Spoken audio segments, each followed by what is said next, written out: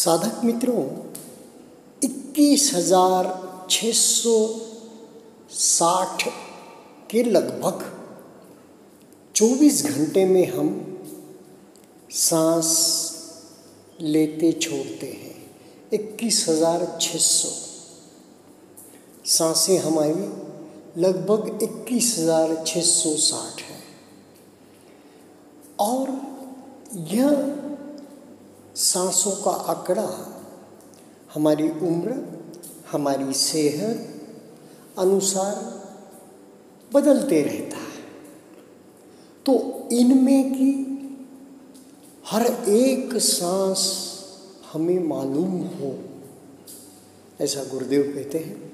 रोज के दैनिक जीवन में नहीं, लेकिन एक भी सांस बिना जानकारी के न आए न जाए, यह हम कोशिश करते हैं आनापान के दिनों में, शिविरों में। पर दैनंदिन जीवन में भी आप सुबह जब सोते हुए लेटे लेटे ही आप आनापान की साधना कर रहे हैं, या शरीर के किसी अंग के संवेदनाओं को जान रहे हैं, यह भी एक साधना है ना। 5-10 मिनट करना चाहिए सवेरे उठने के पहले, लेटे लेटे ही तो वह कर रहे हैं। उसके बाद यह संकल्प करना चाहिए कि दिन में जब जब समय मिले, मैं सांसों का आवागमन, मैं अपनी सांसों के प्रति सजग हो जाऊंगा। यह आपको आपके दैनिक जीवन में बहुत बहुत लाभकारी होगा। आपने अगर यह एक अपनी आदत बना ली, इसे एक आपके रोज़मर्रा की ज़िंदगी का अंग बना लिया, बार बार आप जब भी समय मिले आप सजग हो जा रहे हैं और सांसों को जान रहे हैं, तो विकारों के प्रति भी आप सजग हो जाएंगे। और उस समय जो धारा चल रही है, कोई भी धारा चल रही हो, कोई चिंता हो, कोई व्यग्रता हो, कोई विकार हो, या जीवन की कोई उलझन हो, समस्या हो, आपको राहत मिलेगी। यह एक विश्राम स्थल बन जाएगा आपके लिए। और जैसे ही विश्राम मिलता है, मन जैसे ही एकाग्र होता है, विश्राम मिलता है। विश्राम मिलते ही मन को एक बहुत बड़ी ऊर्जा, बहुत बड़ी ताकत मिलेगी। धर्म अपना काम करेगा, आपको मदद मिलेगी और आप उस समस्या का हल, अच्छा हल, सच्चा हल, पॉजिटिव हल ढूंढ पाएंगे। तो बार बार आप मन को सुबह ही एक संकल्प, शिव संकल्प कीजिए कि आज दिन भर मैं देखूं कितनी बार सजग रह सकता हूं, कितनी देर तक सजग रह सकता हूं।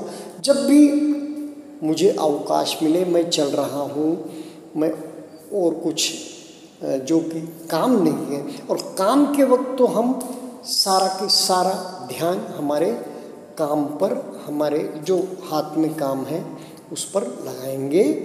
तो इस प्रकार दिन का हम योजना करेंगे। तो देखिए, इनमें से यह सांस तो एक बहुत स्थूल बात है। विचार और सूक्ष्म बात है। कहते हैं कि लगभग हम 60,000 तक विचार कर लेते हैं 24 घंटे में।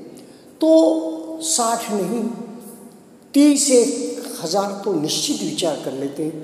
तो यह विचार हमारे को छू भी नहीं पाते। जैसा सांस, हर सांस की जानकारी होती है, क्या इतना स्थूल होकर, कायानुपश्चना की बात होकर नहीं हाथ में पकड़ा जाती। तो चित्त, मन पर जो विचार वितर्क उठते हैं, इतने सूक्ष्म होते हैं, इतने छोटे अवधि के होते हैं, इतने खरपतवार जैसे उग जाती है खेतों में अनजाने ही, और उसके लिए कोई प्रयत्न नहीं किया जाता खेतीहर द्वारा, किसान द्वारा, लेकिन उग जाती है तो उसे निकाल बाहर करना पड़ता है। तो ही अच्छी फसल, जो आवश्यक फसल है, वह अच्छी बढ़ेगी, अच्छा उत्पादन होगा। तो यह खरपतवार, यह विचारों की, यह विचार भी हम अगर जान सके, जब हमारी क्षमता बढ़ेगी सांसों को जानने की, हर सांस की जानकारी रखने की, तब फिर कहीं हम यह जो उससे सूक्ष्म और तेज बात है विचारों की, चंचल बात है विचारों की, उन्हें भी हम पकड़ पाएंगे। और जैसा यह विचारों की बात है ना मित्रों, उसे पकड़ने से क्या होगा कि मन में क्या विचार चल रहा है, और पहरेदार जगा हुआ है, घर का मालिक जगा हुआ है, तो क्या होगा, कॉन्शियस जगा हुआ है, बुद्धि कहेंगे हम, तो बुद्धि जगी हुई है, प्रज्ञा जगी हुई है, विपश्यना का छेदन भेदन वाला हमारा जो अंग है विकसित हुए हो गया है। तो फिर हम जो विचार करेंगे वह बहुत ही सृजनात्मक विचार होंगे, पॉजिटिव विचार होंगे, नेगेटिव विचार नहीं होंगे। उन पर तुरंत रोक लगेगी। विपश्ची साधक है ना, गुरुदेव ने बहुत ब्रेन वॉशिंग की है, और 10 दिन तक हमने एक शिविर का तो काम किया है ना, तो फिर ऐसा होगा। उसके अलावा क्या होता है, जो हमारे शरीर है, अब सांस तो एक स्थूल कायानुपश्यना की बात है, शरीर में बायोकेमिकल, केमिकल और इलेक्ट्रोमैग्नेटिक रिएक्शंस हर सेकंड में, क्या ये जितना विचारों की सूक्ष्मता है, चंचलता है, उतना ही शरीर के हर अंग में जो चल रहा है उसके प्रति हमारा निद्रिस्त मन, हमारा अवचेतन मन बहुत ज़्यादा उसके साथ जुड़ा हुआ है।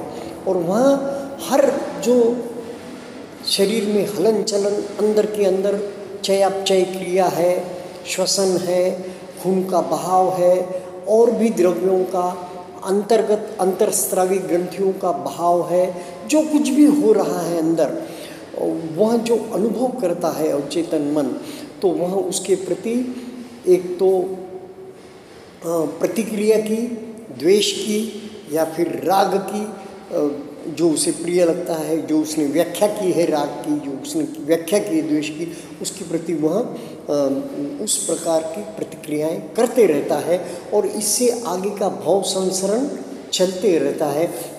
इससे ही आगे के जन्म, आगे की जो हमारी जीवन धारा है, वह आगे की जीवन धारा अनायास बनती रहती है, बिना किसी हमारे योजना के, बिना किसी हमने उसके बारे में सोचे ही बन जाती है, गांठें बन जाती हैं शरीर में भी, मन में भी, तो वह फिर दुखदायी होती है। तो इस प्रकार हमें इन बातों को समझना चाहिए। अब बात आई काम भोग की, तो गृहस्थों के लिए यह नियम बनाया गया है कि विवाहित जीवन है तो संयमित काम हो, और वह मर्यादित हो, एक पुरुष हो उसी नारी का, और इस प्रकार इसे संयमित करने की कोशिश की गई है, ताकि यह काम जो है हमें अस्वस्थ न कर दे, हमें व्याकुल न कर दे, हमारे मन को कमज़ोर न कर दे, हमारे मन की एकाग्रता को छिन्न भिन्न न कर दे, और जितना ही हम कोई विकार, क्रोध हो, काम हो, वासना हो, लोभ हो, मोह हो, जितना भी इसकी आहुति देंगे, जितने भी बार इसकी बहुलीकरण करेंगे, जितने भी बार इसका उपयोग करेंगे, उपभोग करेंगे, उपभोग हम नहीं करते, यह विकार हमारा ही भोग कर लेते हैं, हमको ही हवन कर देते हैं, हमारी शक्तियों को क्षीण कर देते हैं, हमें बिल्कुल अपाहिज कर देते हैं, हमें लाचार कर देते हैं यह विकार, और हमें एक प्रकार से बीमार कर देते हैं। मन से भी, शरीर से भी यह विकार भोग हमें बीमार कर देते हैं।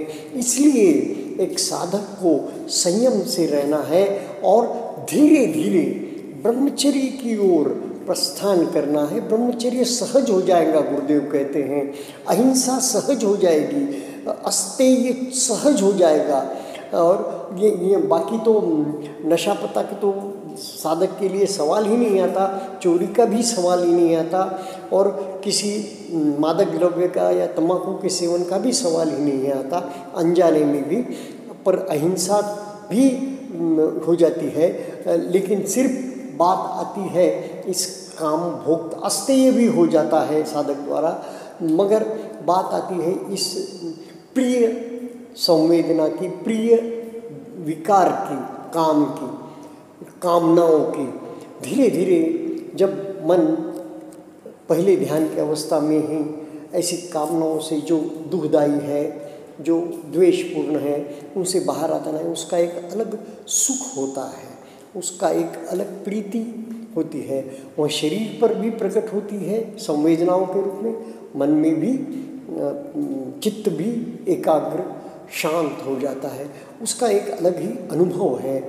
और जैसे जैसे आप सूक्ष्म संवेदनाओं यानी कि हमारी स्थूल संवेदनाएं पिघल कर धीरे धीरे हमारे विकार कमज़ोर होकर सूक्ष्म संवेदनाएं हमें अनुभूत होने लगती है, हम धीरे धीरे ऐसे जैसे धारा प्रवाह है, भंग अवस्थाएं है, इसमें जाते जाते ही हम फिर ये जो काम वासना के द्वारा जो शरीर को एक प्रकार से क्षणिक सुख की अनुभूति होती है, आनंद की अनुभूति है, उससे कई गुना ज़्यादा यह होता है साधना में, धारा प्रवाह में, पसद्दी में या प्रीति प्रमोद में।